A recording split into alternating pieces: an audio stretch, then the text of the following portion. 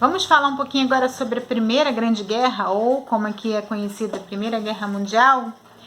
Então, no vídeo anterior a gente falou sobre o imperialismo e a disputa imperialista foi uma das principais razões para que as nações europeias entrassem em guerra, mas não foi só isso. Então vamos ver como é que estava a Europa antes da guerra, que era um grande barril de pólvora, né? Só faltava uma faíscazinha para aquilo tudo explodir. Então, olha só, primeiro motivo, as rivalidades imperialistas entre as nações europeias, a gente já viu no vídeo anterior, o que levou essas nações a buscarem colônias na África e na Ásia. E vimos também que a Alemanha, por se unificar mais tarde, não conseguiu uma grande fatia do bolo. Então, depois disso aí, a Alemanha ela vai começar a fazer uma política de pressionar a Inglaterra, principalmente, a tentar ter mais colônias ali na África. Havia também uma questão de disputa comercial entre a Alemanha e a Inglaterra, lembrando que a Inglaterra era o país mais industrializado, o que tinha maior domínio econômico ali naquele momento, e a Alemanha disputava mercados consumidores com a Inglaterra também. Então havia ali uma questão da disputa por colônias na África e na Ásia, havia uma disputa comercial também entre as duas nações. Havia ali também uma questão entre a Alemanha e a França, que eu falei no vídeo anterior, porque a França tinha perdido para a Alemanha a região da Alsácia-Lorena durante a Guerra Franco-Prussiana. A Alsácia-Lorena era uma região muito rica de carvão e ferro, e os franceses não engoliram isso e queriam a todo custo dar o troco aos alemães, era o chamado revanchismo. Diante dessas questões e mais algumas outras que eu vou falar aqui, as nações elas começaram a dividir-se em blocos. Então a Alemanha, junto com o Império Austro-Húngaro e a Itália, forma a Tríplice Aliança, e a Inglaterra, junto com a França e a Rússia, forma a Tríplice Entente. Então, né? Não tinha uma guerra declarada, mas se houvesse uma guerra, as nações estariam preparadas ali para não ficarem isoladas. Então, a gente já falou aqui da questão da Alemanha e da Inglaterra, da Alemanha e da França. Havia a Rússia, era um grande império, com povos distintos ali, mas que também tinha o chamado pan-eslavismo, que era formar ali, ampliar seu território entre os povos eslavos. E aí você também tinha um outro problema com a Sérvia, porque a Sérvia queria a independência dos povos eslavos que estavam uma parte no Império Austríaco, uma parte no Império Otomano. Então, tinha ali naquela região dos Balcãs. Então, a Europa estava um grande barril de pólvora. Então, nesse momento, as nações começaram a se armar, mas não estavam em guerra declarada. Então a gente chama esse período de paz armada. O que é a paz armada? É uma corrida armamentista. Elas começam a produzir armas à espera de uma guerra que elas já sabem que vai acontecer. Dizem, né, que na época todo mundo sabia que haveria uma guerra. E todo mundo esperava que a guerra fosse assim, vapt-vupt, resolvesse os problemas e blau, acabasse, né? Só que não foi bem assim. A guerra durou 4 anos, foi de 1914 a 1918. Então você tinha ali uma série de conflitos e que vão acabar dando origem à Primeira Guerra Mundial. Conflitos que bastava, né, um barril de pólvora. A Europa era um barril de pólvora, bastava alguém acender ali a chama para aquilo tudo explodir. E eis que acontece o quê? O herdeiro do trono do Império Austríaco, Francisco Ferdinando, ele vai fazer uma visita em Sarajevo e ele é assassinado por Gavrilo Princip, sérvio. Então aí o Império Austríaco ele declara guerra para a Sérvia, só que a Sérvia tinha se aliado aos russos Os russos declaram guerra para o Império Austríaco, que tinha se aliado à Alemanha, que declara guerra para a Rússia, que tinha se aliado à Inglaterra, que declara guerra para a Alemanha, que tinha se aliado com a França, e aí todos os países ali envolvidos naquelas alianças, eles entram em guerra. Tá? Então, é uma guerra que tem 3 fases, né? Tem a fase de movimento, a fase de trincheira e depois a fase de movimento novamente. Como é que é essa fase de movimento? A Alemanha começa bem, né? Começa ali atacando, chega ali pertinho da França, mas os franceses conseguem, com a ajuda dos ingleses, conter os alemães, e aí a guerra estaciona, né? Porque os alemães, eles entram, conseguem invadir a Bélgica, conseguem chegar às portas de Paris, e aí eles são contidos pelos franceses com a ajuda da Inglaterra. E aí a guerra estaciona e entra na fase do que a gente chama de guerra de trincheira. O que é a trincheira? Eles cavam enormes buracos e ficam ali dentro, né, os soldados ali combatendo ali dentro daqueles buracos, então a guerra meio que estaciona. Tem um filme, bem antigo esse filme, mas se vocês quiserem, vocês podem procurar, com certeza deve ter no YouTube, que é Nada de Novo no Front, que mostra esse período da guerra, mostra isso que eu falei, que no começo era uma grande euforia, porque o europeu do início do século XX era aquele cara acostumado a ir na África, né, na época do imperialismo, então eles iam na África caçar elefante, caçar leão, né, então era um cara, assim, aquela questão aqueles grandes livros que foram aqueles romances, né, As Minas do Rei Salomão, tudo dessa época, que era bem a mentalidade daqueles homens europeus do início do século XX. Então eles esperavam que a guerra fosse uma grande aventura, que iam resolver os problemas e que seria rápida. Então isso é mostrado no filme, né? O professor, olha eu dando spoiler do filme, mas o professor incentivando os alunos lá na Alemanha a se alistarem na guerra. Outra característica também que ficou bem exacerbada foi a questão do nacionalismo, né? De dizer que um país era superior ao outro, né? Então o meu país é mais importante do que o seu país, né? Então essa questão do nacionalismo, de exaltar os valores nacionais, isso é mostrado no filme. E os caras vão empolgados, né? Adolescentes, vão, se alistam e tal, e depois mostra a realidade da guerra, eles na trincheiras, né? Quem não morreu, né, ficou com alguma sequela. Parece que 20 milhões de pessoas ficaram com problemas físicos, né? 9 milhões morreram. E quem não morreu ou não ficou com sequela física, com certeza ficou com sequela psicológica. Você imagina você ficar durante meses entrincheirado, sem ter o direito de comer, né? Aí o companheiro morre do teu lado e você não pode nem enterrar o seu amigo, porque você não pode sair da trincheira. É uma coisa complicada. Isso é interessante, se vocês puderem ver esse filme. É um filme antigo, em preto e branco, mas é um filme muito legal, que mostra esse período aí da história. Então, depois dessa guerra de trincheiras, né, aqui vale ressaltar também a questão da tecnologia. Toda aquela tecnologia da época que eu falei lá do imperialismo vai ser aproveitada na guerra, né? A questão de uso, a metralhadora já tinha sido inventada, mas uma metralhadora automática, aquela metralhadora giratória, uso de tanques, de submarinos, de aviões, uso do gás, né, bombardeio de gás venenoso.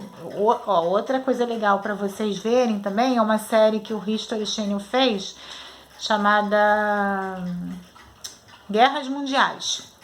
Ele conta desde a Primeira até a Segunda Guerra e tudo que aconteceu no meio desse período. Então mostra toda essa questão aí dos gases, né, gás de mostarda, que eram usados para combater os inimigos, né? Bom, o que acontece depois disso, né? Você tem uma questão que é a Rússia, a Rússia sai da guerra, que, lembrando, né, eram duas alianças. A Tríplice Aliança, que era Alemanha, Império Austro-Húngaro e Itália, e tinha Entente, que era Inglaterra, França e Rússia. O que acontece? Em 1917, não, primeiro em 1915 a Itália rompe, ela sai da Tríplice Aliança, vai para o outro lado, da Entente. E a Rússia sai da guerra também, porque a Rússia enfrenta em 17 a Revolução Socialista, Revolução Russa, e aí, por problemas internos, né, nessa revolução, a Rússia acaba assinando lá um armistício com a Alemanha e sai da guerra. E aí desfalca a Entente. E aí o que acontece? Você tem a entrada também dos Estados Unidos na guerra. Por quê? Oficialmente, os alemães entram de fazer uma guerra com submarinos e acham de bombardear todo navio que esteja em águas inimigas. Então, nessa, eles bombardeiam um navio americano. Aí pergunta, né? O que um navio americano estaria fazendo em águas inglesas? Aí eu respondo, né? Os Estados Unidos não entraram diretamente na guerra até em 17, mas vendiam suprimentos, armas para os países da Tríplice Entente. Esse navio ele foi bombardeado, aí os americanos declararam guerra à Alemanha. Mas tem uma outra questão que os historiadores falam, que é o seguinte: quando a Rússia saiu da guerra, a Rússia desfalcou a Tríplice Entente. Então a Alemanha começa a avançar para cima da Inglaterra e da França. E aí, se a Tríplice Entente perde a guerra, como os Estados Unidos receberiam os valores dos empréstimos e dos produtos que eles venderam para os países da Tríplice Entente? Então, poderia ser um motivo, mas eles não tinham desculpa para entrar na guerra. A desculpa veio quando os alemães bombardearam os seus navios. O seu navio, né, que foi o Lusitânia. Então, aí, os Estados Unidos declaram guerra à Alemanha.